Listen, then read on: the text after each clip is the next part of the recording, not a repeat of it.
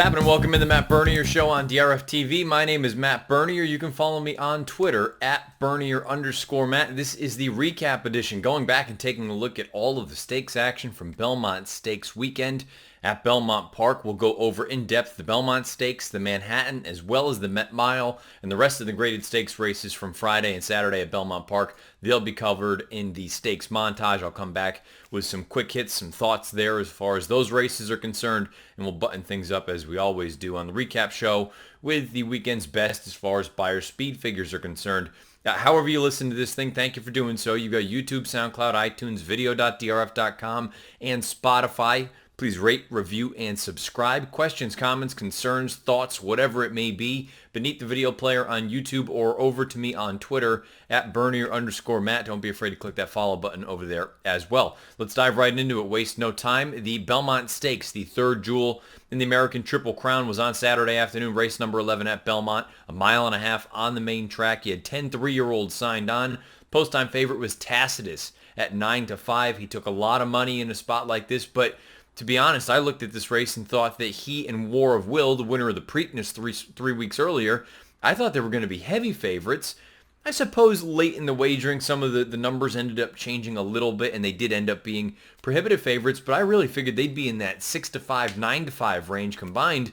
Instead, they were both playable prices if you liked them. And I happen to like one of them. I actually liked both of them. I thought they were going to just completely lay over this field. We'll touch on some of the circumstantial things that could potentially have led to certain different results. But when it's all said and done, Mark Casse wins the Belmont Stakes, but not with the horse that I thought he would, and many thought he would. Here's the stretch run of this year's Belmont. And it is Jovia and Tex. Sir Winston comes up on the outside, and he got in front of War of Will. And Sir Winston has moved to the center of the track under Joel Rosario to take the lead. On the inside, Jovia fights on. Tacitus is there, and then Tex between horses. Master Fencer on the far outside. They're coming to the finish, and Sir Winston has won the Belmont Stakes.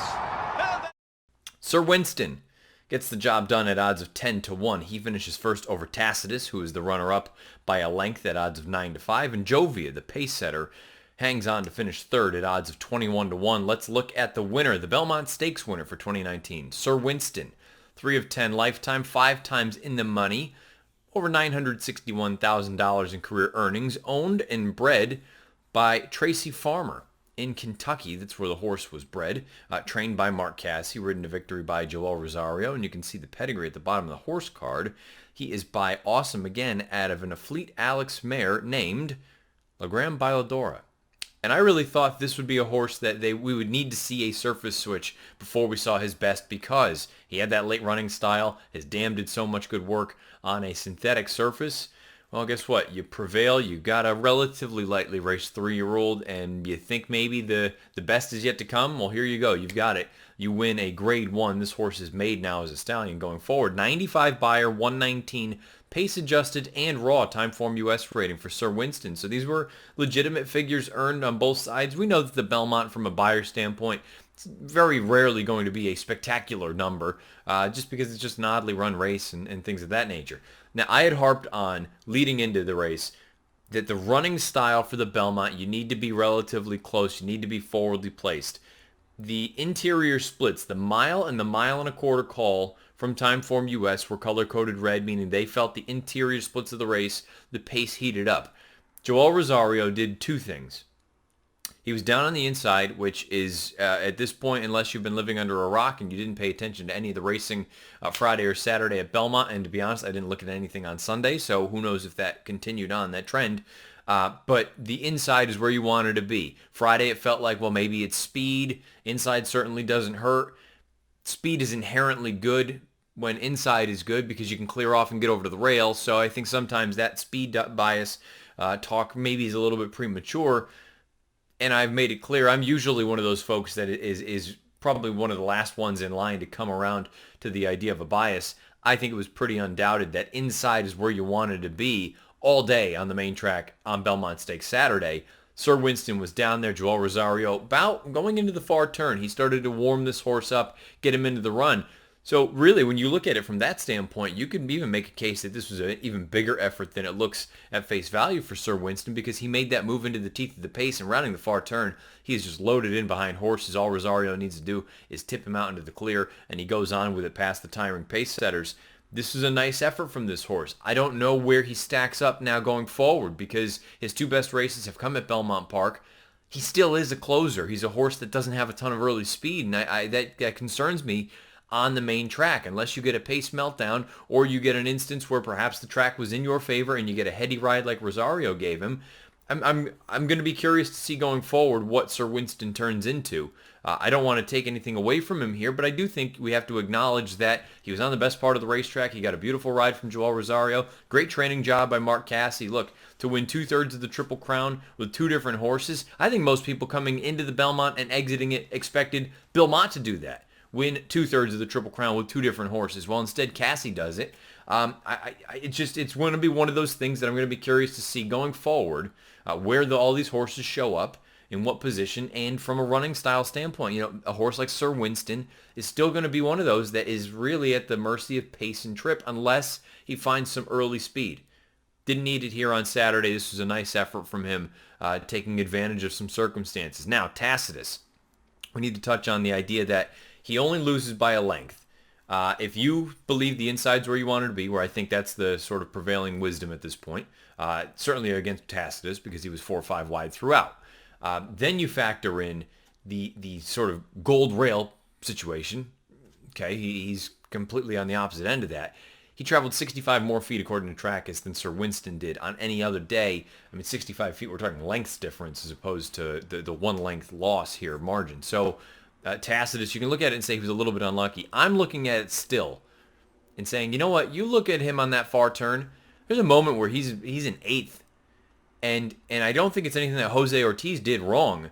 I don't know that this horse is totally there yet. Here, for those of you listening, tapping on my forehead, on my temple there. I don't think he's got the mind yet. I just don't. He's a son of Tappet. He may end up proving out to be the best of all these 3-year-olds. I still don't think mentally he is all there. I just don't think he's a finished project yet, which is an encouraging piece going forward. But we're going to get to a certain point where I want to stop saying that. I want to get to a point where I say, yeah, he's finally put it together. He's mentally a finished product. Right now, I don't think he is that, and I don't think that cost him here on Saturday. But I think it is one of those things where, at short prices, because he's going to be a short price wherever he shows up again, until he proves to me that he is fully there. I'm not saying I won't pick him in his next race, wherever that may be, but I'm always going to be I'm going to approach him with trepidation until he goes out there and runs a complete race. And I'm just not sure that he's done that just yet. Jovia and Tax, I think they both ran brave races. I think they both took advantage of the inside situation and the speed. Look, speed's never a bad thing on dirt, and that's another piece that I've always sort of harped on when we talk about biases and things of that nature. Being forward on dirt is not a bad place to be. It's where you want to be. And in a race like this where the fractions, they heated up going into that far turn, perhaps that worked against those two, but they both ran really nice races. I think they're honest horses. I don't know that they're the best of the best. I don't know that they're the cream of the crop for this 3-year-old group, even though, to me, this 3-year-old group, at this point, and I've said a number of times before, it is way too early to make definitive statements. Really, we'll only know what these horses are probably a year from now, or a year and a half or 2 years from now, when we can look back and see what they all turned into, what they blossomed into. As things are sort of constituted right now, I think it's a deep group. I don't know how deep the sort of quality is, but I think there's just a whole mess of horses in sort of that pecking order of they're fine. I don't think any are superstars at this moment right now. Someone could certainly develop into one. Maybe it's Sir Winston. Maybe it's Tacitus. Maybe it's Jovia or Tax. Who knows? I don't think any of them are just complete no-hopers, but it feels like you have a number of horses that fit in sort of the same, they all live in the same area code. And an area code is very wide. It's not a zip code. If there's only a couple of really talented ones that are in the same zip code, that's fine. If they're all living in the same area code, I feel like there's still an opportunity for a fresh face, a horse that perhaps we've never even heard of, or a horse that's sidelined or something like that, to come back and really assert themselves as the leader of this division. Master Fencer, he rode that inside sort of bias until the far turn. Leparoux tipped him out. He was very wide, turning for home. He never changed leads, but he finished well. A little bit of an optical illusion both ways. He did finish well. I don't want to take anything away from him there. But, at a mile and a half, you're going to start passing some tired horses as well. The horse is better than I had given him credit for all Triple Crown season. Again, don't think he's a superstar. Be curious to see what they do with him. I assume he goes back to Japan and starts to run in some of their races on dirt, but Master Fencer, it's always nice when you get a little bit of international intrigue in any of our biggest races. Spinoff, I think he has ability. I think he's talented. I think shorter is going to be better for him. Everfast, he rode the rail again. Things worked out beautifully for him. He just seemed kind of even, and he still needs to prove that Preakness was not an aberration, was actually what he is. He had all things go his way in the Belmont, and he just didn't really finish with them. Intrepid Heart, I never thought he did any real running. I thought this was a really, really poor performance from him. War of Will. He was rounding the far turn, he looked like he was moving well enough. When the real running began, he had nothing. He was completely empty. You can sit there and say being as far outside as he was didn't work, especially given that you wanted to be inside. You can say maybe he should have been a little bit closer, but again, those interior splits according to time form, the pace heated up. I'm not going to blame Gaffalione. I'm not going to blame Mark Casse either. For one reason or another, it just wasn't a good race for More of Will. This one, to me, this is his first really poor effort on dirt, because I think he's had excuses for those two other poor efforts. The Louisiana Derby, he got injured. The Kentucky Derby, we all know what happened. This, to me, is the really first just sort of dud from him, and maybe it was one of those things where maybe that third race in 5 weeks just took its toll, and it finally kind of reared its head, and he maybe just needed a little bit of a breather, needs a little bit of a break. I still think the horse has immense ability. I still think he's one of the best 3-year-olds that there is. I just, for whatever reason, this was not a good performance from him, and I don't think there's really a way to sugarcoat it. He just didn't run. A poor effort from War of Will. You assume, or I assume anyway, that he will rebound wherever he should show up next. And Bourbon Ward, the last horse that we'll touch on here, he never picked his feet up either. I continue to say, if it's not this race, down the road, over the summer. Said it coming out of the Preakness, said it going into the Belmont. I thought he'd do a hell of a lot better than run last and never look like he even belonged on the racetrack.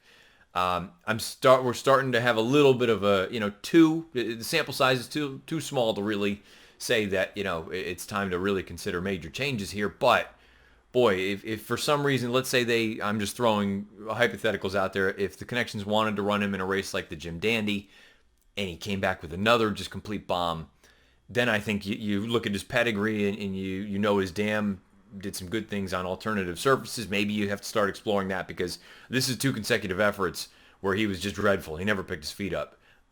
Maybe I've been wrong before. I'll be wrong again. I still think there might be something here. I think there's ability, but based on these last 2 races, it just doesn't look like he belongs, at least with this caliber of horse at this point. We'll button things up with the Belmont, just discussing the 3-year-old division in general. It feels, I've already kind of tipped my hand speaking about it a little bit earlier, the idea that it feels like a division ripe for the taking. And maybe it's as simple as maximum security. Maybe it's as simple as when he returns, he is going to continue to prove on that, no one has passed the wire. No one has finished ahead of me in a real race. No one has actually hit the wire before I have. Sure, the numbers and the record may not say that, but to date, no one has finished ahead of him in a race. And maybe it's just going to continue on that trend going forward. Maybe it'll be a horse like Omaha Beach when he comes back from his surgery and he gets back on the beam. He'll be good to go. Maybe it's a horse like Game Winner for Baffert who will come back in just tremendous form. But this 3-year-old group right now, it doesn't feel like... If you told me that I needed to make a vote for 3-year-old champion right now, I don't know that I could. I don't know that I would. This is one of those instances where what are you going to do? Just pick your poison? I don't know. I mean, I don't think any of them are necessarily deserving of it at this point. Perhaps it would be Maximum Security, which sounds a little bit wild because he didn't win any of the Triple Crown races, didn't win any of them.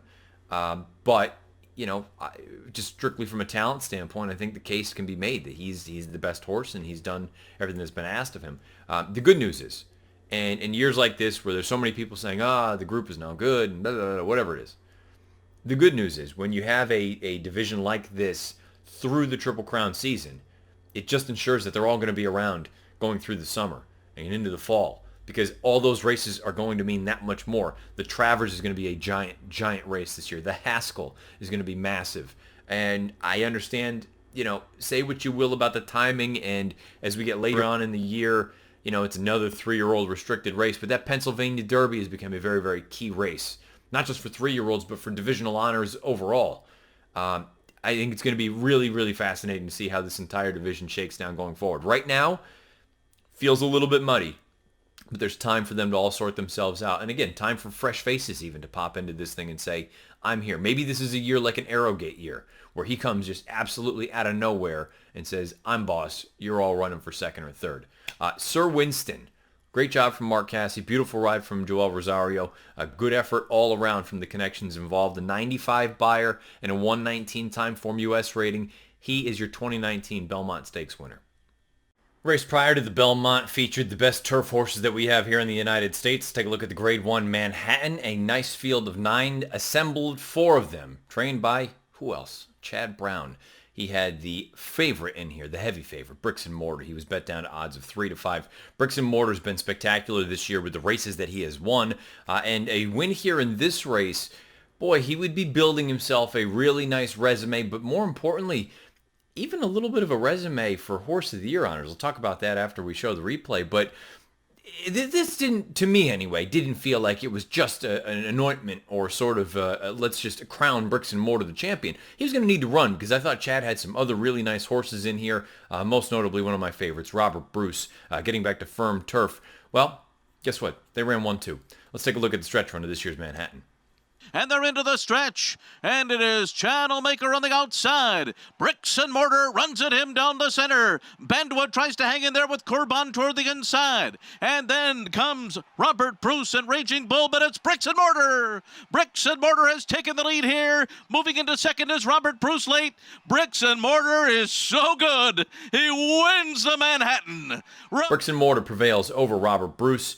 It is 3 to 5 over 8 to 1. Raging Bull, another Chad Brown horse, runs third at odds of 8 to 1. Rounds out your trifecta. Channelmaker finishes fourth at odds of 5 to 1. Let's talk about Bricks and Mortar. He's 9 of 11 lifetime, 11 times in the money from 11 lifetime starts, $4.3 million in career earnings. Owned by Clarovich Stables Incorporated and William H. Lawrence, trained by Chad Brown. Bred by George Strawbridge Jr. in Kentucky, ridden to victory by Irad Ortiz, Irad Ortiz is the rider. And the pedigree at the bottom of the horse card, he is by Giant's Causeway out of an Ocean Crest mare named Beyond the Waves. This is a really nice horse here, stating the obvious. Bricks and Mortar earned a 106 buyer, a 127 time form US rating that is pace adjusted as well as the raw number. So the numbers check out on both scales. He came home in 22:32. I've long said that Bricks and Mortar, the big thing for me, and for those of you that don't care about lead changes and mechanics and all that, that's fine. Again, as I've said in the past, maybe I hammer the point home too much, but you can quickly just fast forward a little bit if you don't want to hear about this. Usually when you see the best of the best, whether it's dirt, turf, sprint, it doesn't matter what it is. Most of the time they have just beautiful mechanics. They do everything the way they're supposed to. When you see a quarterback in the NFL, there's a big difference between watching someone like Tom Brady throw a ball and someone back when he played like Vince Young, whose arm angle is way the hell down here, and Brady's basically right over the top or three-quarter. With a pitcher, there's a big difference between someone with just beautiful picture-perfect mechanics and somebody who's a sidewinder or something crazy like that. Now, there are always going to be exceptions to the rule. And I think Bricks and Mortar fits in that. And keep in mind, Bricks and Mortar also had a pretty significant injury. He missed a lot of time. But he was a goofball beforehand as well. And, so maybe he is that sort of exception to the rule where you wouldn't teach a horse to do this sort of thing. You wouldn't teach a pitcher to necessarily throw like Chris Sale does from way out here coming from, well, in this case, it'd be coming from first base side, or a Randy Johnson who's just basically a complete sidearm thrower. You wouldn't teach a young pitcher to throw that way. You wouldn't teach, or you wouldn't hope that a horse would flip leads left and right, but sometimes it just doesn't matter. When the talent is that exceptional, you can just get by with it, and that's exactly what you've got here with Bricks and Mortar. He just kicks like a mule. He's really talented. He just shows up and runs. and he goes out for the best that there is in Chad Brown. So bricks and mortar, you would assume whatever his next plan is. And I know that they had brought up the idea about distance with him, where most of these early races at a mile and an eighth or a mile and a quarter, for the rest of the year, you get a little bit lean as far as those races are concerned. It'll be very interesting to see ultimately, let's just say Breeders' Cup going way, way down, looking way down the road. A horse like bricks and mortar, I don't see a mile and a half for him. But is a mile too sharp for him? Because if that's the case, he's kind of no man's land as far as that's concerned. But my bigger takeaway with bricks and mortar now, at this point, when you look at it, he's won the Pegasus World Cup. He won the Mervyn Muniz, which is a grade 2. Maybe it's not of the stature of his other 3 wins thus far, but he won the grade 1 Turf Classic at Churchill, and he won the grade 1 Manhattan. This is a horse that again, we have a long way to go, and it's the beautiful thing about the racing calendar. But if you went through and you did Horse of the Year polling right now, I think you would have a lot of people that would seriously consider bricks and mortar as the Horse of the Year based on the overall body of work and the horses and the company that he's kept. He's done it at 4 different racetracks, different surfaces, different conditions, good horses, as opposed to the 3-year-olds, which we've touched on. They're a little bit of a hot mess. There's another horse coming up in the Met Mile who we'll talk about. He can probably lay claim to potentially Horse of the Year at this point. But bricks and mortar, I think he's established himself as a legitimate candidate. We'll see if he continues to roll on going forward. Robert Bruce, I talked about it. I loved Robert Bruce coming into this race. I thought the price, it was absolutely asinine. I thought he should have been about half that in that sort of 4-1, 9-2 range. He went off at 8-1 somehow. And I tweeted after the race, and maybe I'm a little bit clouded, but I try to separate what I want to have happen, what actually does happen. I think this is purely objective.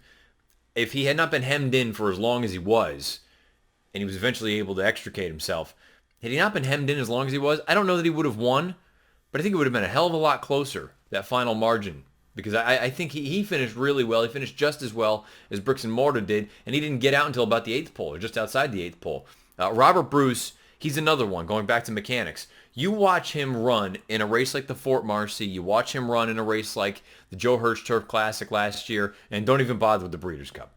You watch him run in those 2 races, and then you watch him run in a race like this, or you watch him run in last year's Fort Marcy, when he first got here to the United States. Those are 2 different horses, and it has all to do with the ground. He looks like just a picture-perfect professional racehorse on firm going. And on soft, his mechanics are all just janky. He just does not seem like the same racehorse. And we've seen that. Look, that happens all the time. Horses come over here from Europe just specifically to get away from ground with some give in it. I know he didn't come from Europe. He came from South America. But the point is, he's a case in point. If you're looking for a horse and you want to take a look at tape and see what the difference between a horse loving one kind of ground and hating another is, Robert Bruce is the absolute perfect example. You take a look at his run on Saturday, or you look at his Fort Marcy when he first got here last year, compare it to this year's Fort Marcy or last year's Joe Hirsch Turf Classic. He's still a nice horse, and he can still run well on those surfaces, but it's night and day. He is so much better on firm than he is on anything with some give in it.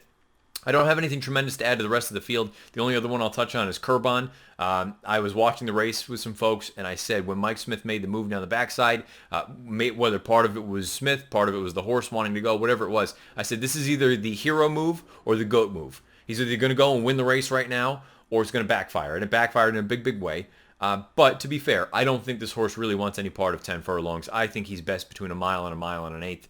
I think that mile and 16th, honestly, is really kind of his sweet spot, but it did. When you watch the race, it felt like that was we're going for it. Don't really know that we want to try to kick with all of Chad's horses. Let's try to blow this thing open, and if it works, you look brilliant, and if it doesn't, it doesn't look so great. Whether it was a combination of the connections choice or whatever it was, clearly it didn't work out. I'd like to see Curbon at shorter distances. Bricks and mortar, what else is new? He wins another race, another grade 1, a 106 buyer and a 127 time form U.S. rating. He gets the job done, his 3rd grade 1 in 2019. Bricks and mortar, you got to view him as a legitimate sort of candidate for Horse of the Year at this point. Last deep dive will be the grade 1 Metropolitan Handicap, a 1-turn mile, and this was the race of all races, I think, of Belmont Stakes weekend. Quality top to bottom, a field of 9, could have made a case for probably 7. maybe, depending on who you were talking to. I would say anywhere between 6 and 7 seemed reasonable. If you really wanted to get creative, maybe you could have said all 9 of them. But it felt like this was a really tremendous race signed on.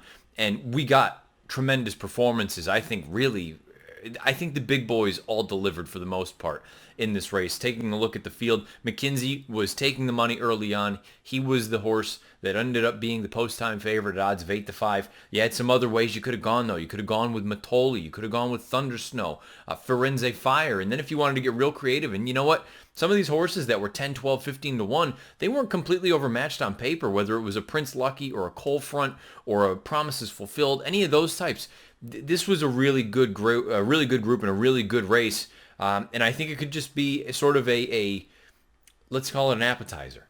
It might be something that you look back on and say, oh, this was the beginning of these horses all kind of tying into one another and facing off in different spots. Well, let's just let the tape do the talking. Here we go. Metropolitan Handicap, stretch run. Matoli, Promises Fulfilled, Cold Front cuts the corner. Thunder Snow moves between horses. Firenze Fire is there. McKenzie has no place to go. He's in traffic with a furlong to run. And Matoli to catch. Here's Thunder Snow coming through an opening on the inside. McKenzie with a late path, but it's Matoli. He did it again. Matoli wins the run. Matoli wins the Met Mile at odds of 7-2 over McKenzie at odds of 8-5, and Thunder Snow rounds out your trifecta at odds of 5-1. Let's talk about the winner, Matoli. Boy, is he a racehorse. Never out of the money in 11 lifetime starts, 8 times a winner, over $1.6 million in career earnings, owned by William and Corrine Heiligbrodt. I apologize if I mispronounced the last name. Trained by Steve Asmussen, bred by Edward A. Cox Jr. in Kentucky, ridden to victory by Ricardo Santana Jr. You can see the pedigree at the bottom of the horse card. He's by Escandrea, out of an Indian Charlie mare named Indian Miss. This is back-to-back years for Asmussen and Ricardo Santana teaming up to win the Met Mile. They won with B Jersey last year. Matoli earns a 108 buyer and a 132 pace-adjusted. Timeform US rating 131, pace unadjusted. This was a tremendous performance from this horse. I love everything about him at this point, where he can sit off of a target, he can go to the lead. He's a grade 1 caliber runner between 6 and 8 furlongs. You don't see that very often. He can go wherever. Shipping doesn't matter. Track doesn't matter. He'll run wherever. There's no knocks for this horse. There really is. There's nothing to knock about him in a spot like this. All he does is go out there and run his eyeballs out. He's a tremendous horse. It's a great job by Steve Asmussen. McKenzie. There's some differing opinions about his trip and how significant the trip itself was. The obvious piece I think most people will look at, rounding the far turn, turning for home, trying to find a path, trying to find somewhere to weave in between horses, eventually gets down to the inside, explodes home at the end. To me, the trip was as much about the beginning as it was all of that sort of, I don't want to say traffic, but traffic.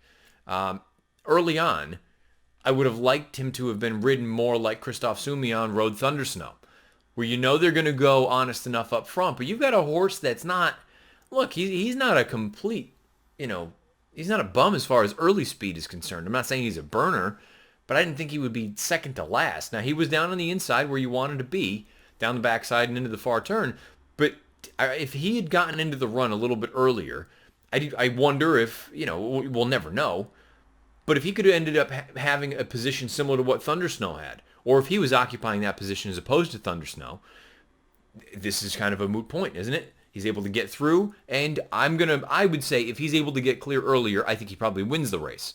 And I'm not trying to take anything away from Matoli, but the way that this horse kicked on at the end, I would like to think if he had gotten clear earlier, he would have gone on and done it. I'm very concerned, I've said it a number of times, about him going longer.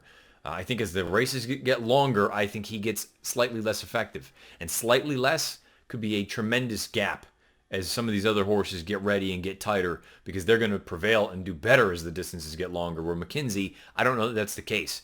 I think he is well within himself at 9 furlongs. Past 9, I think you're getting into some deep waters. And I think some of the horses that are better off at the longer distances, the talent gap is not giant at that point. And I think that could end up being a little bit of a bugaboo for him. But these 8.5, 9 furlong races, I could see him being a major threat in a race like the Whitney. Horse that I love for the Whitney. I hope I had voiced my opinion well enough in the preview pod. We went over the Met Mile in the stakes preview. I didn't think a flat mile off of a 3-month layoff or whatever it is between the Dubai World Cup and the Met Mile was going to work for Thunder Snow. I figured he was going to get pace that he had never seen before. This race is just too sharp for him as far as distance is concerned, and this is going to be a beautiful tightener. If he comes with a little bit of a run, get him ready for the Whitney at Saratoga, longer distances, and I think he's going to be a major threat going forward. I said he was one of the most disrespected horses we've seen in the past handful of years. This wildly exceeded my expectations. This was a phenomenal effort to me. He was down on the rail, yes, where you wanted to be on the racetrack. Can't take that away from him. Still a little bit goofy with his leads, but this is just still a racehorse that he ran that well against these horses at 8 furlongs. He's only going to get better as the distances get longer. And you can't say that about all of them. I think he's going to be an absolute... If I had to make a pick right now, I would pick him absolutely for the Whitney. And I know, again, before you come back with all the sort of feedback, you don't know what the race looks like. I get it. Just work with me here. I think he is that caliber. I think he could absolutely win the Whitney. I think he could win the Jockey Club Gold Cup. And I think he has to be viewed on the short list right now. Granted, we are 5 months out on the short list of threats for the Breeders' Cup Classic. Only other one we'll touch on is Firenze Fire. In and amongst horses, rounding the far turn, loomed up on the outside. Yes, he was 5 paths off the rail. That to me, sure, not where you wanted to be, but I don't think that's why he didn't run with them. Maybe this was the race that sort of exposed him as not quite that level. He might still be able to win big races. I'm not saying he can't win a Grade 1 in a different spot. At this level with these types, these are the best of the best, and maybe he's just a notch below them. He is an A while these others are A pluses, or he's an A minus while everyone else is an A. I don't want to say everyone else, while these top two or three are A's. Firenze Fire is still a really nice horse. I just wonder if this was the race that sort of proved that, you know what, maybe he's not actually quite to that level. Maybe he's an A minus when everybody else is A's. But a giant effort from Matoli. This was he's just a monster. He's a proper monster. He goes out there, again, speed. If there's no pace, he goes to the front. If there's pace, he sits just off. He goes 6 furlongs, 7 furlongs, 8 furlongs. Doesn't matter. Wet track, dry track, he's got it. Matoli, Steve Asmussen, Ricardo Santana Jr., another Grade 1 here. He gets the job done in the Met Mile. Boy, McKinsey and Thunder Snow, bigger and better things coming forward for them as well. This is a really nice group of horses that ran in the Met this year. Let's take a look at the stakes montage. Again, these are only the graded stakes races that we've not already covered from Friday and Saturday. Then I'll come back, give you some quick thoughts. We'll get the weekend's best buyers, get you out the door. So here we go, the stakes montage from Belmont Stakes weekend. And off the turn, it is Giant Singer cutting the corner from Lady Mondor. Competition of Ideas and Homerique are both coming on. Semper Sententi fighting on. Maddie's Magnums run well too, but it's Homerique and Competition of Ideas, these stablemates, and they kick away from the others. Homerique in front. Competition of Ideas, second best down to the wire. Homerique was magnifique. Competition of Ideas was still Mutasadir, who turns for home in the Belmont Gold Cup Invitational. Here comes a move from Red Knight on the outside. Arklow is driving through at the fence. Ahmad closing on the far outside. Highland Sky unleashed from the back of the pack too. Drifting out Ahmad in the center of the course. On the inside, it's Arklow. It's Ahmad in front. Arklow on the inside. Ahmad does it.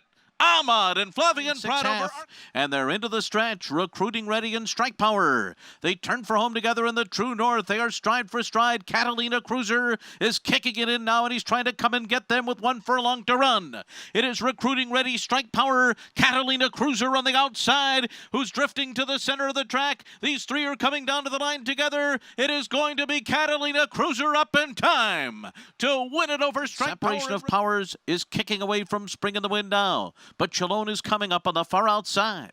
And then it's Pacific Gale. Separation of Powers at the 8th pole. Chalone is 3.5 lengths behind her.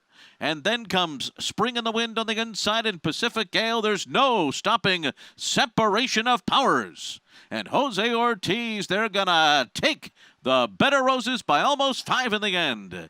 Chalone was second. On the Estrada. The two of them turned for home together after 3/4 in 108.03 seconds. Guarana has gone right by Serengeti Empress with 1 furlong to run. Serengeti Empress now switches to the outside, tries to battle back, and then it's CC in third, but it's Guarana on to another impressive outing here. Guarana 2 for 2, and she's an Acorn winner. She won it by 5 over Serengeti Empress at the top of the stretch, and these two turn for home together. Bella Vey is third on the inside. Rushing Fall trying to shake away here with 1 furlong to run. Daddy is a Legend full out second. Environs is finishing well. So is Bo Recall on the far outside. Then it's Bella Vey, but it's Rushing Fall, and she's too good. She wins the Longines Just a Game. 109.23. They're into the stretch. Come Dancing turns for home in front. Midnight Bisou now ranges up alongside, and she goes on by. Oh, and she's pulling away from Come Dancing, Mopatism, and the others. Midnight Bisou leaves no doubt today. She won the Phipps in hand. And then it was Come Dancing. Turns for home after a 43.85 half. Belvoir Bay on the move on the outside, trying to run down World of Trouble with a furlong to run. Disco Partner is third on the far outside. Then it's Ohm toward the rail. World of Trouble keeps on going. Opens up 2. Ohm on the inside, a late bit into second. World of Trouble and Manny Franco win the Jiper in 106.3. Looming Large on the outside, and the 3 of them turn for home with Honest Mischief making a move on the outside of Strike Silver. Wendell Fong is right behind them. Hog Creek Hustle on the move and closing. Nitrous steps on the gas on the far outside, and he's closing in 2 along with Baracho. A driving finish. Hog Creek Hustle. Nitrous on the outside. These two down to the line. Hog Creek Hustle won it. And then it was Nitrous, followed by Baracho. As the field heads for home. And it is Marconi clinging to that inside rail. Marconi with a narrow lead. Realm is all out on the outside. Then it's You're to Blame. Then Sonneteer. Rocketry on the outside. Marconi still in front. Marconi trying to hold off Realm. On the outside, it's Rocketry. They come down for the finish, and it's going to be Marconi. He did it. All right, let's wrap things up. The Woody Stevens thought it was a pace meltdown, helped mitigate that inside bias with those horses, whether it was Hog Creek Hustle or Nitrous coming from well off of it, far outside. Again, it's one of those things. A bias is there, don't get me wrong, but when there are other circumstances that allow it to sort of level out, everything can kind of play out that way. I think that's what you had with the Woody Stevens, where that pace just it just collapsed. Top 3 horses came from well out of it. Strike Silver ran a very, very credible race up on the front end. I will take my round of applause for Hog Creek Hustle. Say what you will about, shouldn't go back and give yourself too many pats on the back. But for a horse like that, I will take a pat on the back. Acorn, Guarana, she could be a special filly for Chad.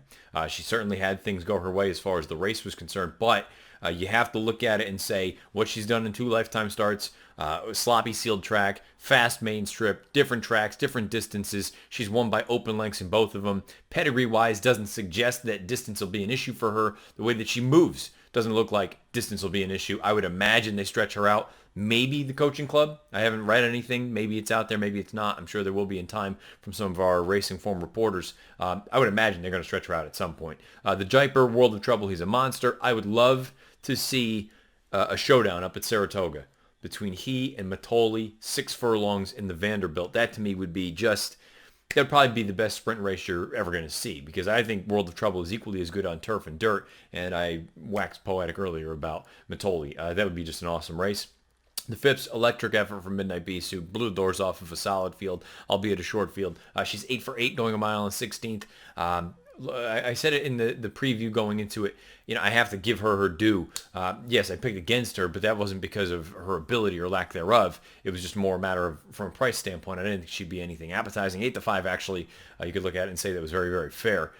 Tremendous effort. Really just a good weekend all around for Steve Asmussen and company.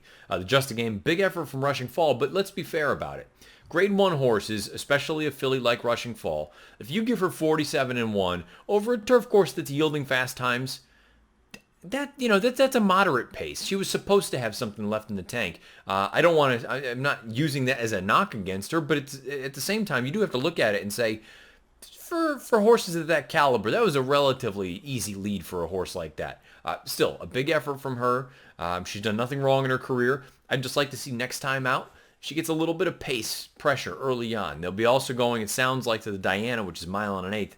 We'll see what happens there. Beau Recall, she finished like an absolute flash, a wicked turn of foot. Her final quarter mile, 21:48. That's just a absolute flying racehorse time. And again, unfortunately for her, there's just way too much to do when the pace is that slow up front. And a good horse like Rushing Fall is out there cutting out the fractions. The Gold Cup and the Brooklyn, basically going to say the exact same thing about both of them. Fun races, nice ones to watch. Don't know that you really can take anything out of them because we just don't run those distances, whether it's 2 miles on grass or a mile and a half on dirt. The New York, it's Chad's World on grass, clearly, and guess what? It's Chad's World all around now. Dirt, turf, doesn't matter. Omarique and Competition of Ideas, they're both quality mares. Are they to the level of a Sister Charlie and some of the other really nice ones, Lady Eli that Chad's had in recent memory? Maybe, maybe not. We'll find out in time. But they both look like they're the goods right now. The True North, you could make the argument that it was the most exceptional performance of the weekend from Catalina Cruiser. Because this was a horse, and I was critical of him going into it, where I loved him, and I still do like the horse, don't get me wrong. But as a 4-year-old last year, I said, the only time he really had a fight was the dirt mile, and it was a disaster. Now, that preceded a long layoff, so maybe something went wrong that day. But he did need to prove to me anyway that he could go out there and maybe not have everything go the way that he would necessarily, not serve to him on a silver platter and be able to go on and be impressive. He had none of that in this race, in the True North. He didn't have the inside portion. He didn't have the speed. And he was still able to come out, wheel, and run down some good horses and win, I don't want to say comfortably, but I thought for a starting off point, this was a massive effort, and I think the distance, he'll be able to stretch out. He is an interesting candidate for those older horses going forward. Catalina Cruiser, nice job for John Sadler. And the Better Roses, nice effort for separation of powers for Chad, but we have to acknowledge, decidedly in her favor was the racetrack. She was forward, she was inside. She went on and got the job done. But nice to see her get back on the beam, get back to her winning ways. So let's throw into the weekend's best. And by the way, if you agree, disagree with any of those quick little hits, let me know in the comment section beneath the YouTube player or on Twitter at Bernier_Matt. The best performances from a buyer standpoint: 3-year-old males, Hog Creek Hustle and Sir Winston. Both earned 95 buyers, one the Woody Stevens, one in the Belmont. 3-year-old fillies on dirt, Guarana, a 99 in the Acorn. 3-year-old males on turf, Valid Point, another Chad horse. 90 and a non-winners of one other than at Belmont Park. I believe that was on Friday. 3-year-old fillies on grass, Don't Sell, an 87 and a non-winners of one other than out at Santa Anita. Older males on dirt, Matoli, a 108 in the Met Mile. Older fillies and mares on dirt, Midnight Bisou, a 103 in the Phipps. Older males on grass, World of Trouble and Brooks of Mortar. They both earn 106s, one going shorter in the Jaipur, one going longer in the Manhattan. And the older fillies and mares on grass, we just spoke about, Rushing Fall, a 102 winning the Grade 1 just a game. There you have it, the weekend's best as far as buyer speed figure performances are concerned on the Matt Bernier Show. However you've been listening, thanks for doing so. YouTube, SoundCloud, iTunes, video.drf.com, or Spotify. You know the drill by now. Please rate, review, and subscribe. Questions, comments, concerns beneath the video player on YouTube or directly to me on Twitter at Bernier_Matt. I said it at the end of last week. I'll say it again now. Don't know what the preview show is going to look like. Thursday's a travel day for me. I'm probably leaning toward a Friday morning thing. I don't know how long it will be. I don't even know what will be in it. The only thing I can tell you, I probably won't be giving out info on the Stephen Foster or the Fleur-de-Lis. You'll have to tune into NBCSN on Saturday night to get any of that info. But there will be a preview edition, and I think it'll probably have to do with Churchill Downs. So that'll be coming probably on Friday, not on Thursday, for those of you that usually get a quick head start as far as the preview pod is concerned. But at any rate, again, got a number of things here to digest and go over. Questions, comments, concerns. You know how to handle this thing. Until we speak again, good luck however you play, whatever you play, and wherever you play. This has been the recap edition of the Matt Bernier Show.